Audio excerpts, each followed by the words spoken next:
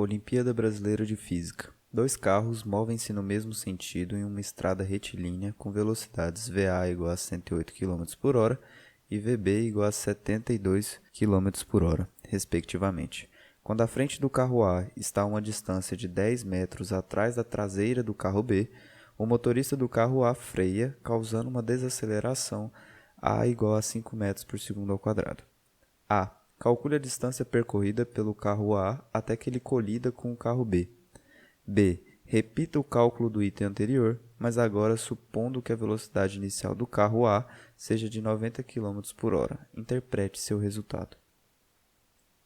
Assim como o exercício anterior que eu postei, esse é um exercício que envolve muita matemática, muitas considerações, só que tudo fica mais simples depois que a gente interpreta o que deve ser feito. Certo? Então é importante que você tente, se você está estudando o curso de movimento uniformemente variado, é importante que você tente fazer o exercício para você ir pegando as manhas de como resolver esse tipo de questão. Então, se você já tentou e não conseguiu fazer, bora para a resolução. Na letra A gente tem que calcular a distância considerando os dados que ele deu. Mas a primeira coisa que a gente tem que fazer é transformar essas velocidades que ele deu para metros por segundo. A gente tem as velocidades em km por hora, precisa transformar para metros por segundo. Transformando, a gente vai encontrar que a velocidade A vai passar a ser 30 metros por segundo e a velocidade de B vai passar a ser 20 metros por segundo.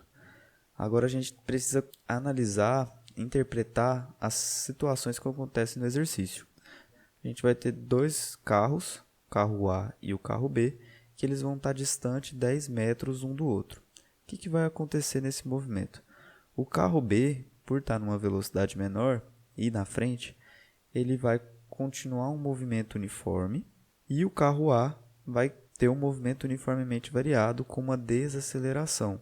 Só que no final, eles devem chegar no mesmo ponto, que a gente vai considerar uma situação de colisão. Então, analisando esse primeiro movimento do carro B, o movimento é uniforme, então ele obedece às leis, à equação horária da posição.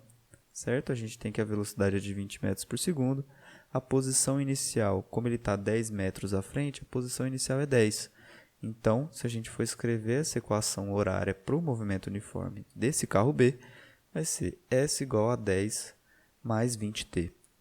Agora a gente vai analisar o segundo carro, o carro A. Ele descreve um movimento uniformemente variado, então ele obedece às equações, a equação horária da posição para o movimento uniformemente variado. A posição inicial é 0, a velocidade inicial é 30 metros por segundo e a aceleração é menos 5 metros por segundo ao quadrado. Por quê? Porque ele está freando. Então, se a gente substituir os valores na equação, a gente vai encontrar que obedece S igual a 30t menos 5t ao quadrado sobre 2. Agora, como a gente deve considerar uma situação de colisão, a posição final dos dois deve ser igual. Então, se a gente igualar essas posições finais, a gente vai encontrar uma equação de segundo grau e resolvendo essa equação de segundo grau, a gente vai encontrar que o tempo é igual a 2 segundos. Sabendo o valor do tempo, a gente substitui em qualquer uma das duas equações marcadas e a gente vai encontrar que a posição final é de 50 metros.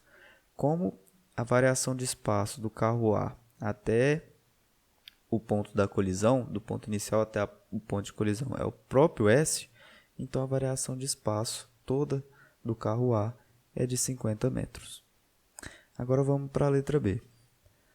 Na letra B a gente tem um caso muito similar da letra A, só que agora a velocidade não é mais de 108 km por hora, e sim de 90 km por hora. Então a gente vai considerar os mesmos passos, só que vai ter que mudar essa velocidade do carro A. O primeiro passo que a gente vai fazer é transformar essa velocidade para metros por segundo. Então a velocidade de A agora passa a ser 25 metros por segundo. O movimento do carro B, ele permanece o mesmo. Então ele vai obedecer às mesmas equações. S igual a 10 mais 20t. Agora o movimento de A, a velocidade é alterada. Então a gente precisa alterar na equação, que vai passar a ser S igual a 25t menos 5t ao quadrado sobre 2. Fazendo os mesmos passos e considerando uma situação de colisão, a gente iguala as posições finais. Igualando as posições finais, a gente vai encontrar uma equação de segundo grau que a gente tem que resolver. Só que agora a gente tem um problema. Calculando o delta dessa equação, a gente vai encontrar que o delta é negativo. E o que isso significa? Significa que essa equação é impossível de resolver no mundo dos reais. Ou seja, se a velocidade for de 25 metros por segundo, simplesmente o carro A não vai colidir com o carro B. Certo? Se a equação é impossível, é porque não tem uma resposta para isso, porque não tem como resolver. Então, essa interpretação da letra B, a resposta é essa. Se a velocidade de A for de 25 metros por segundo, o carro A não colidirá com o carro B. Esse é um exercício muito bom, porque a gente precisa de todo o conhecimento, tanto do movimento uniforme quanto do movimento uniformemente variado, mas também precisa das manipulações matemáticas para conseguir resolver ele. Se você conseguiu resolver o exercício, se a resolução conseguiu clarear ou te ajudar de alguma forma, deixe seu like, se inscreve no canal, deixe algum comentário. Meu Instagram vai estar passando aí na tela agora. Se você não me segue, já me segue lá. E é isso. Até a próxima.